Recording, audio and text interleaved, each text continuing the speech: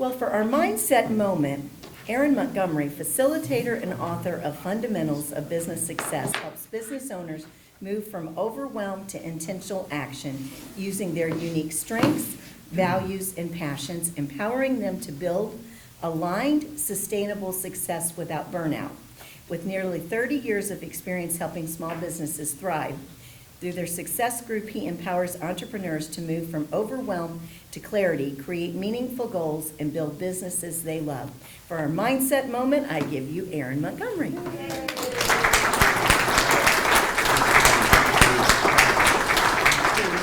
Yeah, if you wouldn't mind. Just make sure everybody gets one. Actually, there should be plenty there. Thank you. Okay.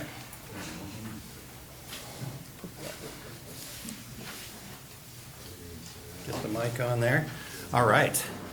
So everybody should get one, so there should be enough for everybody to grab one, so once they come around there. The idea for me here today is, let's see here if we get to... All right, so make sure everybody's got a sheet before we kind of get started here, but I want to take us from stress to clarity as best we can here in our mindset moment. So on that sheet you just got at the top, if you could write one thing that you have to do in your business, and don't overthink it, don't filter it, just anything that you feel like you have to do to be successful maybe. What's a burden? Something that feels a little bit burdensome in your business. Again, just whatever shows up, so there's not going to be a test. Don't try to beat the system. Okay.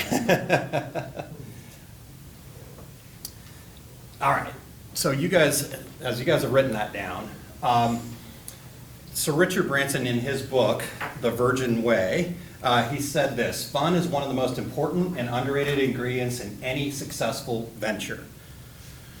So think about that, right? If fun is the most important ingredient, some days does it feel like that, right? Maybe there's days where it doesn't quite feel like that. Bills are due, the stacks of emails. Anybody here wear the 10,000 unread emails as a badge of honor? Anybody here a bit of a freak like me who has inbox 0 as a goal? Okay, good. We got a couple of that. Good. I'm glad I don't feel so alone. Sometimes I feel very alone in that. But deadlines, to-do lists. Let's see if I can relate with anybody else here. Anybody do something, find out it's not on your to-do list, add it to your to-do list so you can check the box. Yeah. Okay. Good. All right. And then have multiple post-it notes and things like that. Right. So. I guess fun doesn't always show up to the party when we're thinking like that, right? And in a lot of ways, society has convinced us that hustle, grind, stop playing around, business is serious, this is our livelihood, we have to take it very, very seriously. George Bernard Shaw said this, he says, "We don't stop playing because we grow old, we grow old because we stop playing." So think about our businesses here. What if it was not just survival? What if we could design our businesses to be something that we enjoy? Now, Cynthia, who's not here today, has always given us tons of great strategies for incorporating fun and joy into our business. And for me, it's about getting into the depth of why we do it. What's our reason, right? And the way I've discovered finding my reason is through this concentric circles here, our passions, our strengths, our values. I actually call them SVPs, strengths, values, and passions. And at the core of that is our reason. Because when we find out what our reason is for doing what we do, then we start to feel that joy. We start to feel that connectedness to what we're doing, right? And so I guess sometimes for me, when I thought, okay, how can I have more fun? Oh, I need to go goof off more. I need to play more, right? And all those things are true, but if all I ever did was play, do you think the bills go away at that point? Do you think the emails get smaller, right? So how can we find that balance? And what I've discovered is not only does this reason give us a connectedness, but then the other three parts also give us a framework to work from. So what are your strengths, right? If you know what your strengths are, design your business to lean into those. if you know what your values are, right, now you have a framework to guide you and make decisions off of, which becomes a lot more easy, a lot more fun, a lot more joyful. And your passions are just that extra motivation, that fuel that we need.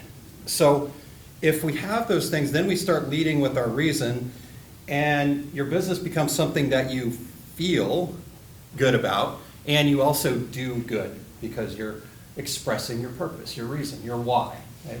Simon Sinek has made the term why the kind of go-to on that.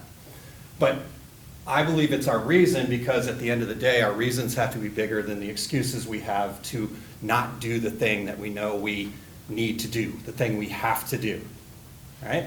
So from that place, I think we can turn our have-tos into get-tos. Right?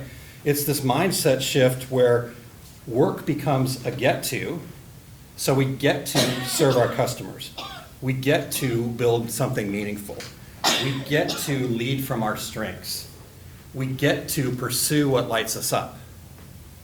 So ultimately, I believe that get-tos are greater than have-tos.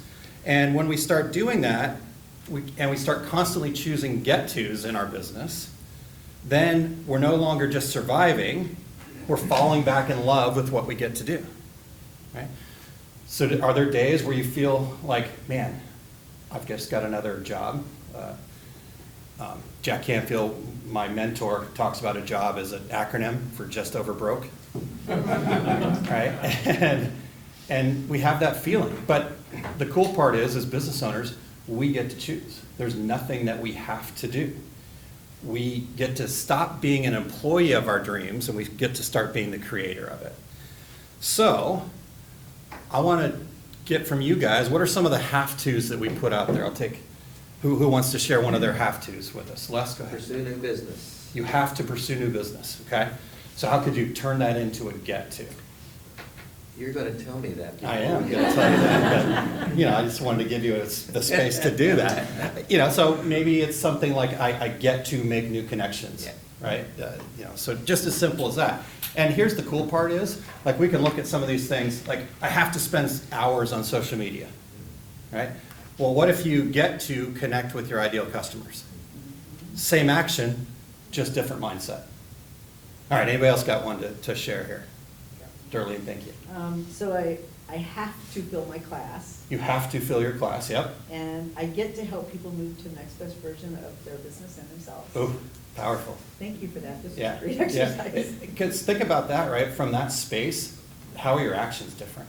It's the same task, right? But your actions are so much more empowering. That's beautiful. Thank you for sharing. Anybody else want to share one? Brian? I have to read a contract. You have to read a contract. I'd like to, though. I don't know. No, I was kidding. So what might be the get to? Help my clients protect their business. Love it. Love it. That's awesome.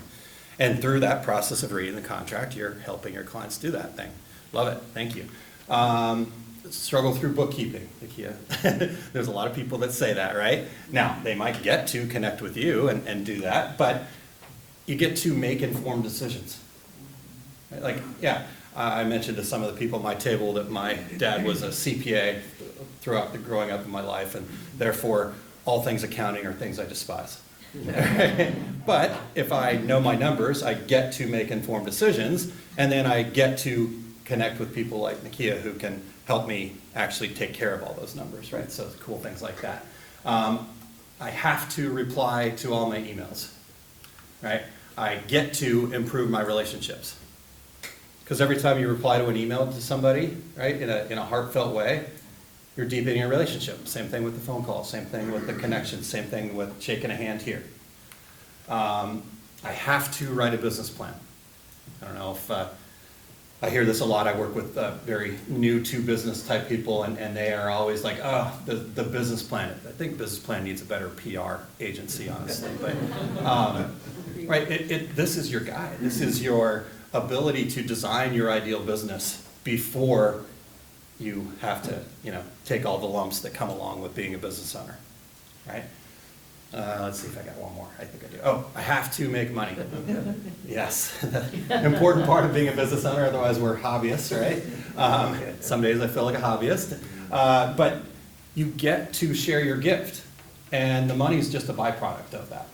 Right? So I think one of the things that really stands out to me when I start thinking about this is if we stop running on autopilot and we start getting intentional with this, it's the same action, just from that empowerment that we talked about with Darlene, not from the obligation that we feel that we have to. All right?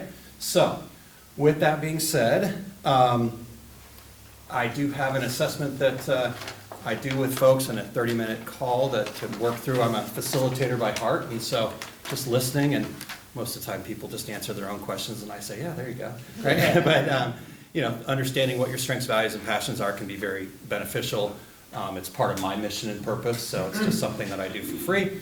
osg.link/SVP if you want to check that out, or you can scan that code, the bottom one, and get my contact Is details. that the same code as it's on here, Eric? Same code that's on there, yeah. Yes, sir. Thank you for that. Cool. So, any questions, any thoughts, anything that I missed? Either I did a really good job or I lost everybody. Darlene, go ahead. Thank you for the always constant reminder that's needed to have to versus get to. I mean, like even saying that out loud, I have to fill seats and I get to, like, that's just an internal shift that I can just like physically feel on top of it. So Yeah. thank you for that. Yeah, you're very welcome. It's such a challenging thing for us because it is that simple of just a decision that we get to make, but it feels hard, right? And I know it's easier said than done. It's easy for me to say it when I'm not in the thick of what you're in. So, but if you just remind yourself, 1 second less, let's get Matt here. Okay. Yeah. I met a insurance agent who, by so many, by so many accounts, insurance is a boring business, But like, he was talking about how after a storm, Yeah. how he goes and he visits all of his clients and he meets the adjuster there. Mm-hmm. And to hear him talk about it, he would say like, I'm making sure that they get all the money they deserve. And when he's talking about it, he's puffing his chest. Yes. And he's saying, they're not gonna mess with it when I'm there, and I don't know if that was particularly fun for him, but I mean, you could really feel it. Yeah. So he wasn't just an insurance, agent. Yeah. He was like he was a sheriff or something, or Yeah. a protector or a Absolutely. guardian. And I think we all are, right? It was just, Yeah, as long as so we're passionate. within our purpose, we all are that hero. Mm-hmm. And it's hard to remember that when we're in the day-to-day weeds of all that. Thank you, Matt. Yeah. Les, go ahead. Yeah, the thing that struck me when you're going through those examples is, I think for me, what really is helpful is to focus on the desired outcome instead of the task. Okay. Yeah, the desired outcome instead of the burden of the task. Yeah. And Yep. I think focusing on that outcome Yeah, really helps. love that. Thank you, Les. Yeah. All right, thank you, guys.